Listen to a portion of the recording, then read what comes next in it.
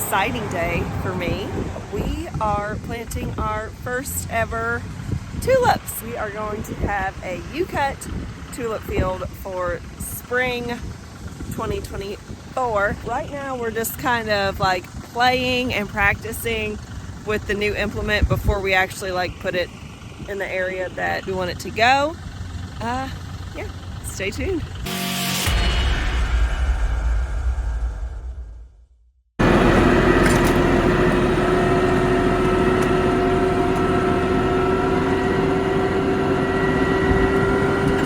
Doing a little something different this morning, planting some tulips.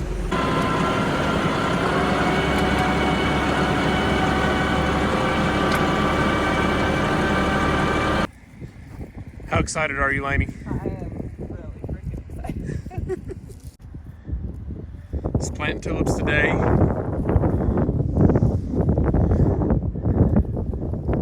Like, listen, there's probably a lot of different ways to do this, but this is the way we're going to do it. Because we don't know what we're doing, but we're having fun doing it, and regardless, it's going to be beautiful. We're in that fake it till you make it phase. Here we go, the first tulips going in the ground. Delilah's watching over there, nosy Nelly.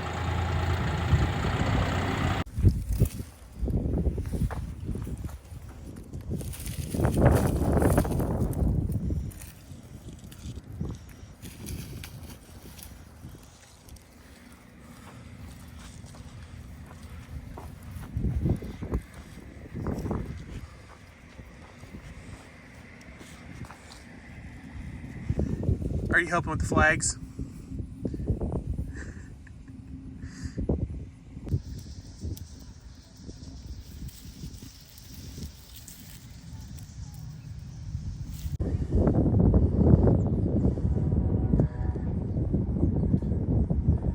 Also, I couldn't help it.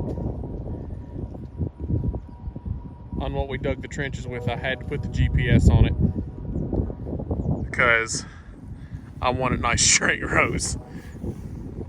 Listen, you can't take the farmer out of me. If we've got GPS and I can use it, I'm going to do straight rows with it. I can't help it.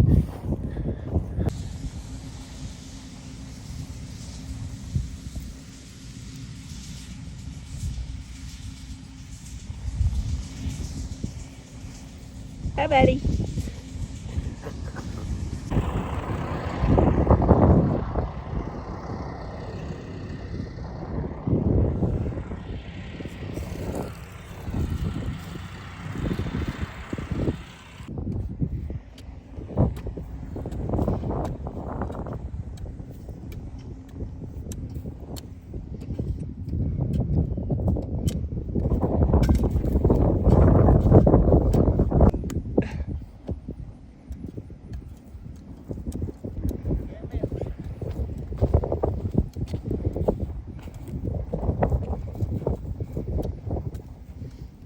Siesta.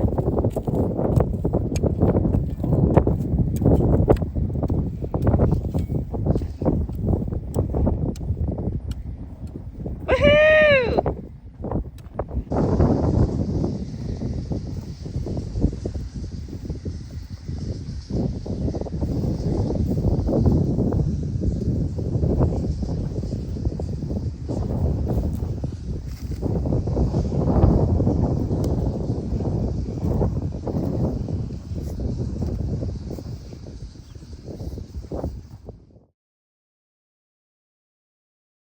So we are in year one of growing tulips and some daffodils. I can honestly say this has been the most stressful and nerve-wracking and most awesome crop I've ever grown. Like, they are so beautiful, and when it comes to like picking them versus the other cut flowers, it's a little bit faster and a little less tedious because you're just pulling them out of the ground, you're not having to cut them. The processing to get into the cooler takes just about as long as anything else. That's kind of the worst part of it to me. Granted, I'm only in like day 3 of really pulling tulips, so I'm sure catch me in a week or two and my back's gonna be like, okay, this sucks. We wanted to wait till we had a lot of color out there before we opened up to the public, and it's coming along super fast today. It's like 73 degrees, so these things are shooting out, which is why I'm picking so many. What's cool about tulips though is once you pick them and stick them in the cooler, which hopefully Drew kind of did some videoing of the cooler that he just got done building. So I was supposed to do some filming while I built this cooler. I did film it, I did, but in the process, I'd have probably had to bleep out 80% of it because I cussed way too much. I cussed a lot building this thing. We are in our old milk barn, and this thing was built in the 60s. We put this cooler in the old pit, and that is the coolest place on this farm, is down in that pit. Our theory was, let's build down that pit, it'll stay cooler. What I did not take into consideration is nothing is square in here. So when they poured the concrete and they laid the block and everything, nothing is square. So it took some doing to make this cooler room. It is 7 foot wide, 16 foot long, and about 7.5 foot tall. We framed it in the pit, we spray foamed it, and then we put that foam board on the inside of it. So the way you get in here is you grab the handle and you push. So this is the inside of it. This is actually a frame for a table that we're going to put in here to help out. Right now, we were just at 40 degrees. You got the CoolBot system, and it works really, really well. Once we get all this done, it's going to be really, really nice. Lainey's already been putting flowers in here. It's been working really well. But once you put them in the cooler, they stay for a really, really long time.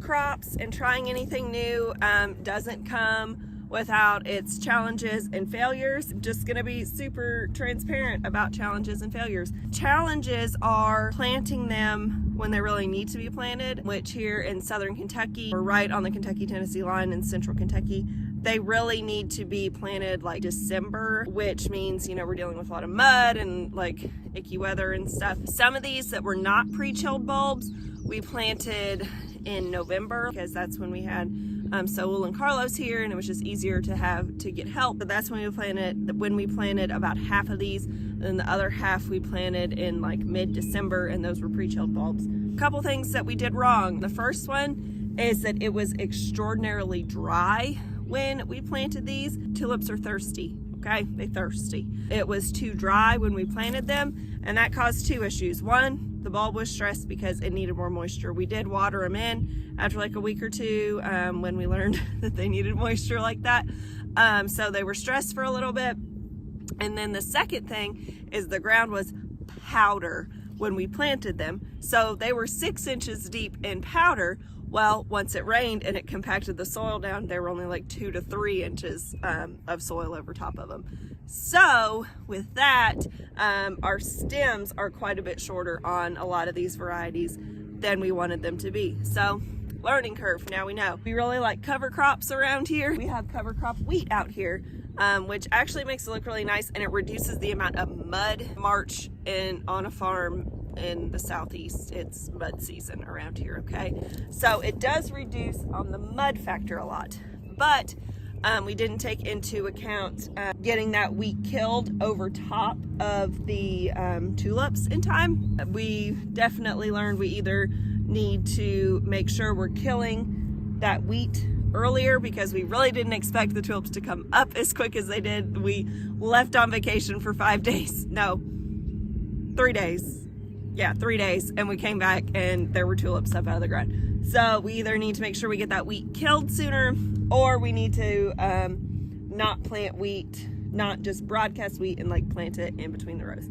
I think the wheat is still a good thing, but we gotta get that mastered. Are we gonna do it next year? Absolutely yes, which reminds me I need to start ordering bulbs. Yes, we ordered tulip bulbs in March. And it's a dog-eat-dog world out there. Yes. Am I gonna do more? Absolutely yes. Are we gonna do things differently? Absolutely yes. But if there's one thing I have learned from farming is you're never gonna get it exactly right. And every year Mother Nature is gonna throw you a completely different curveball. But the one advice that I have is if you think your tulip bulbs are deep enough, they're not, plant them deeper. And make sure you have a plan for weed control if you're planting them in any kind of cover crop thing. So tulip season is over with, and it was a very big success for us. We had a lot of people come visit the farm to come pick our tulips this year, which from the bottom of our hearts, thank you so much for the support. We've already ordered our tulips for next year. We've ordered way more, so we'll have a bigger area and more tulips for next year. I'm going to end this video with pictures that our customers either tagged us in or took and sent us, so you can see how beautiful these tulips were. See you next time. 'Cause you're my demon in disguise. I learned to love the cage you keep me in, but the walls keep closing.